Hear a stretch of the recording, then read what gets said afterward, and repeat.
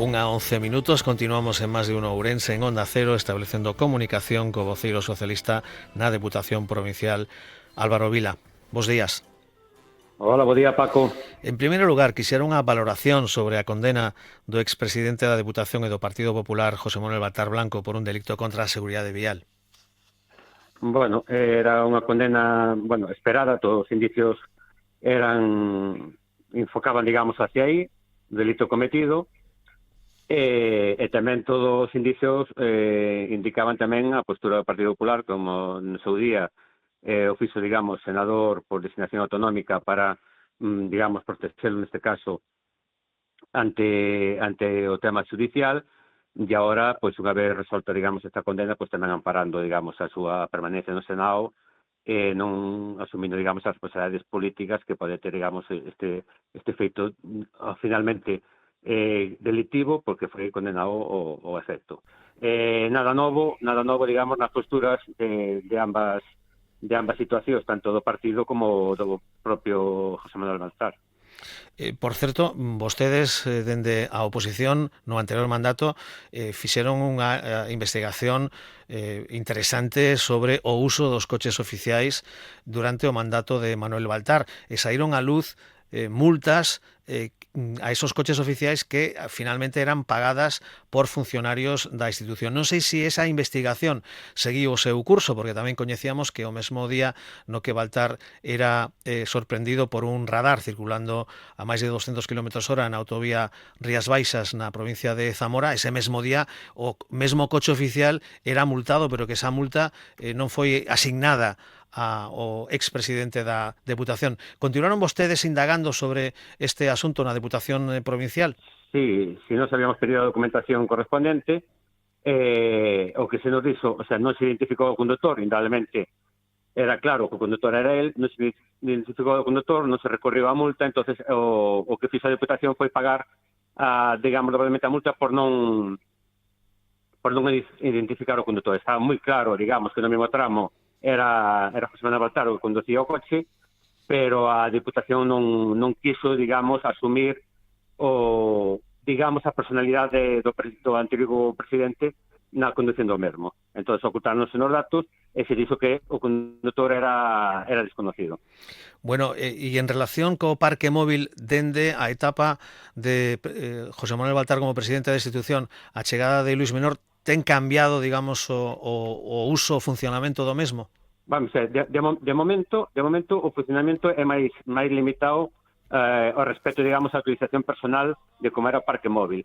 Si é verdad que a través da RPT se intenta, digamos, primar a persoas que estaban involucrados nestes feitos que tú acabas de comentar, digamos, de servir de parapeto o propio condutor asumindo multas que non eran, digamos, do traballador, senón que eran, digamos, propias da conducción da José Manuel Baltar, e neso estamos facendo hincapié en que non se intente premiar esa xente con puestos, digamos, de libre designación, incluso de puestos de jefe do parque móvil.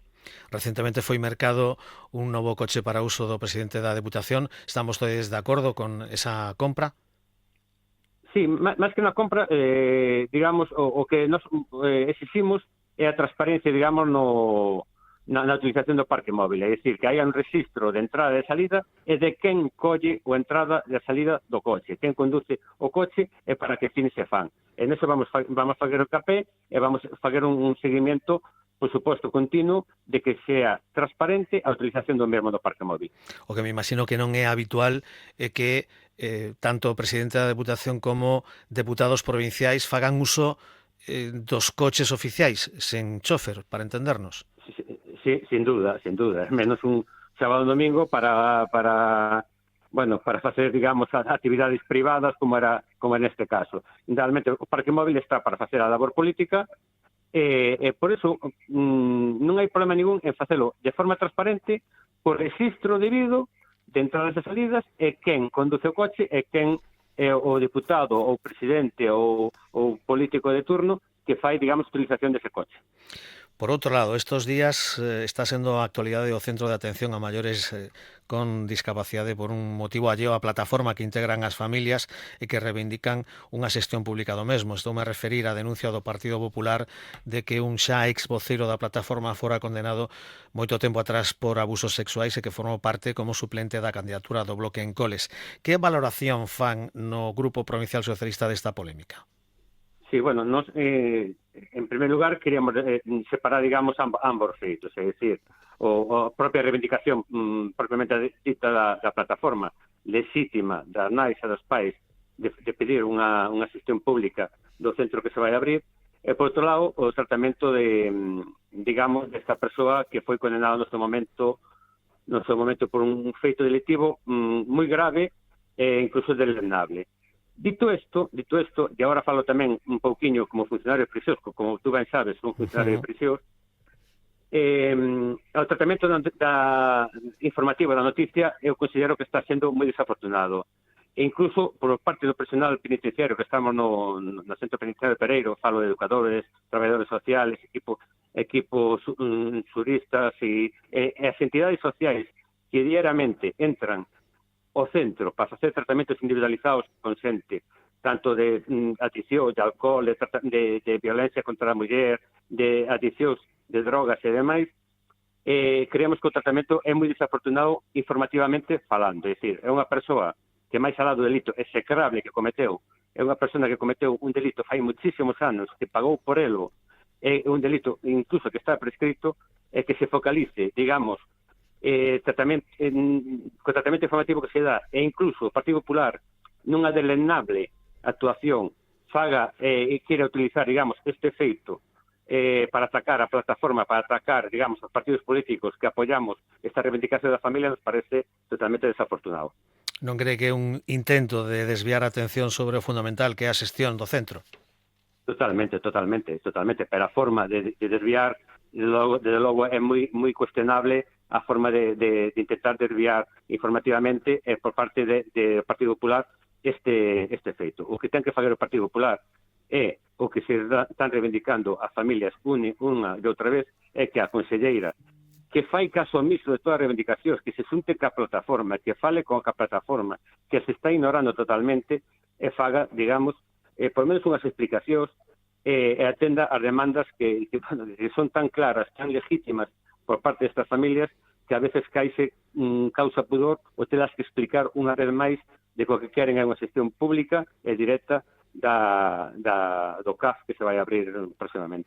Din as familias que a Xunta defende a xestión por parte dunha ONG porque non dispón de personal e lle lembran que tiveron unha década para facelo. Tamén acaba de posicionarse Comisións Obreiras negando a maior, negando que a Xunta de Galicia non dispoña de recursos para poñer en marcha unha xestión pública no centro.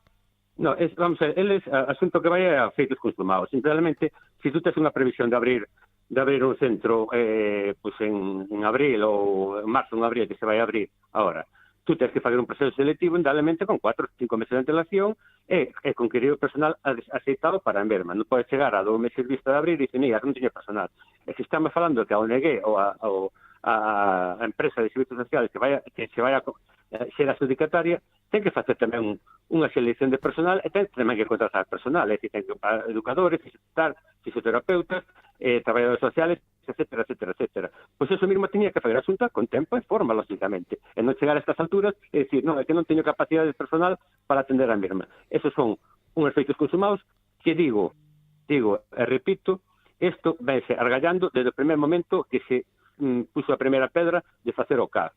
No debate que tuvemos aproximadamente fai 5 anos na Diputación, xa Rosendo Fernández naquele momento xa facía mención a isto que finalmente se leva a cabo, que a xestión, digamos, adjudicada a unha empresa do terceiro sector, ou neste caso de ONG.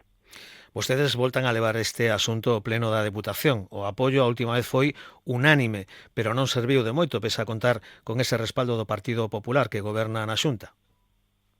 Sí, porque non serviu de moito porque creo que o Partido Popular e que en Ourense non está facendo incapé no mesmo. É dicir, creo que apoiou naquele momento a moción conxunta pero digamos cos brazos caídos, é dicir, eles eran conscientes, eu estou convencido que eran conscientes naquele momento que a decisión que iba a tomar a Consellería, que se había tomado a Consellería, iba a ser esa. Entonces, ante o non afrontar, digamos, o dicirlle ou non ás familias, o que fixo foi apoiar a moción, pero sin, digamos, amparar ese posicionamento ante, digamos, a Dirección de Santiago, ante a Consellería e ante o Partido Popular, digamos, de Santiago. Que agardan que faga o Partido Popular neste próximo pleno ao respecto? Que vote novamente a favor sin facer esforzo? Hoxe mesmo, por exemplo, o presidente da Deputación tiña ocasión de reunirse coa conselleira. Non sei se este asunto estaría sobre a mesa. Sí, era moi fácil. Unha das reivindicacións que pide a plataforma, e pedimos tamén a grupos políticos, é que esa reunión estuvéramos tamén os representantes dos grupos políticos e estuvera a plataforma, tamén os representantes da plataforma. Era moi sencillo unha vez que viña o Ourense. E se lle dá espaldas unha vez máis ás familias, e que ni siquiera unha explicación se lle dá. Entonces, indudablemente, non sei o que fará o presidente, na xunta de portavoces e tal, todavía fixaron unha reserva de voto, non saben que é o que van a facer, pero si está claro que o apoio a reivindicación que ten que ser non é a que nos quixéramos que tuvera, digamos, o Partido Popular da Deputación de Ourense. Por certo, levan vostedes a próxima sesión, outra moción relacionada coa presencia de gas radón en edificios públicos e vivendas, xa que os concellos teñen dificultade económica para facerlles fronte. Sí, porque é un feito grave que o que está ocorrendo. Hai muchísimas, unha cantidad moi importante de edificios públicos afectados por gas radón ao longo da provincia. Ahora estamos vendo que hai concellos que teñen que asumir digamos, a eliminación dese gas radón, porque no seu momento non se habían tomado medidas oportunas e teñen uns costes económicos moi importantes. Entón, o que vamos a esa moción é para que tanto da Diputación, tanto no asesoramento técnico e na medición de gases e ditaminar que edificios están contaminados por gas radón, e tamén unha axuda económica para eses concellos que teñen que asumir ese coste importante de eliminar o gas radón dos edificios públicos. Falamos dun gas nocivo para a saúde que con obra e aireación pode evitarse, pero claro, fan falta recursos económicos. Claro, o inverno, digamos, na provincia de Ourense tamén é moi longo. Se tú aireas continuamente, digamos, os edificios públicos, logo telos que te volver a quentar, indudablemente. Entonces, pois é un problema que temos que afrontar. E, bueno, por eso pedimos que se debata na Diputación. Creo que mayoritariamente os grupos van a estar de acordo nesta moción e ver en que medidas a través da Diputación de Ourense se poda axudar, digamos, aos concellos para asumir esta problemática. E que valoración fan no Partido Socialista da presencia da Deputación na Feira Internacional de Turismo Fitur? Bueno, creo que, digamos, a Deputación de Ourense ten que estar ali, indudablemente. É dicir, se tú queres a provincia de Ourense potenciala como un sector turístico en vanguardia, pues ten que estar aí neses eventos. Outra cousa é que, bueno, nós temos que facer os deberes, como dicía unha vez, é dicir, tú para vender algo primeiro tens que ter algo que vender. E creo que nese sentido, tanto de termalismo como de potenciar o turismo, digamos, na provincia de Ourense, queda moito deberes por facer. Temos que ser moito máis fortes para competir neste mercado que está tan ao alza no tema do turismo. E que opinando o convite a 50 veciños da localidade de Masanás afectada pola dana para disfrutar de estadías termais na provincia? Bueno, ben, nós non temos nada que decir en contra, nos parece, digamos, unha postura un pouco, digamos, de cara ao sol, pero nos parece, digamos, ben, nese sentido de que unhos vecinos afectados por esta dana, pero ao mesmo tempo tamén diríamos que unha forma tamén de axudar os vecinos da dana pois é afrontando, votando, digamos, a favor deses decretos que se pon o goberno encima da mesa para axudar os vecinos da dana, aos pensionistas tamén, a mobilidade que temos que sufrir, e aí é onde realmente se ven as medidas, onde realmente se ve o compromiso cas persoas máis necesitadas e cos servicios máis necesitados. Por certo, xa que o cita, aunque vostede non ten competencias no asunto, unha información de ultimísima hora e poucos minutos que acaba de saltar, o Goberno e Junts acadan un acordo para sacar adiante adiante a suba das pensións e parte do escudo social. Leo, o Goberno e Junts pecharon o acordo para sacar adiante o novo decreto modificado que inclúe a subida das pensións e parte do escudo social. Retrasou o Goberno este martes a reunión do Consello de Ministros para seguir negociando cos grupos o seu apoio o novo Real Decreto Lei Ómnibus con contidos que foran rexeitados a semana pasada no Congreso. Que opina? Sí, bueno, pues é unha boa nova que estábamos esperando todo o mundo. Estaban esperando 104.000 pensionistas que hai na provincia de Ourense, estaban esperando todos os nosos ciudadanos que teñen ese problema de mobilidade, que tiñen ese cargo de mobilidade, digamos, a través dos servicios públicos.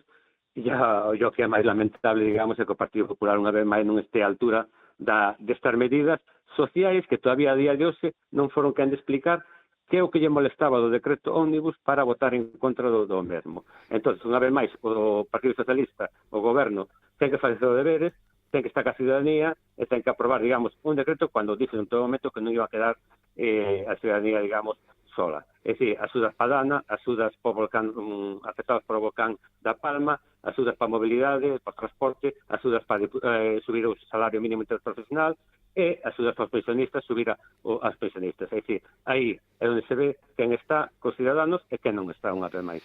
Agardamos a coñecer máis detalles que seguro poderemos ampliar ás 2 da tarde. En todo caso, unha derradeira cuestión hoxe, na súa condición de alcalde de Taboadela, di a oposición que leva 4 meses en convocar un pleno e os acusan o goberno local de Taboadela de manobras obstruccionistas para acceder a expedentes sobre incompatibilidades, gastos de combustible de persoas allas ao concello e contratos de obras. Que ten que decir ao respecto? Sí, mira, ya tuvemos pleno, mira, claro, cando un fai unha nota de prensa e minte ou fai unha falacia, é moi claro. Mira, nos, o día que íbamos convocar o pleno ordinario do mes de decembro, ese mesmo día o secretario titular da plaza se pon de baixa e non podemos convocar o pleno ordinario. Así se explica, tuvemos caise un mes sin secretario interventor para poder facer o pleno ordinario, que non facemos totalmente o pleno ordinario e aí mesmo o secretario que é o que ten que dar acceso aos expedientes. Eso se explicou, pero eles tergiversan e mandan esa nota de prensa. Unha vez que temos o secretario, digamos, un sustituto, neste caso, unha sustituta, pois convocamos o pleno ordinario en tempo e forma. Entonces, claro, tú non podes sugar, digamos, con medias verdades e lanzar esta nota de prensa desa maneira.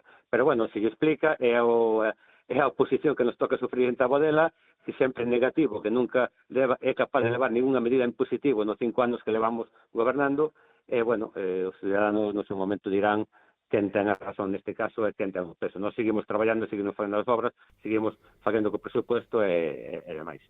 Álvaro Vila, vocero socialista na Deputación Provincial de Ourense, gracias por atender en directo a chamada Onda Cero. Bo día e ata unha nova ocasión. Moitas gracias a vos. Saludos. 1:28 minutos, continuamos, Más de Uno Ourense en Onda Cero.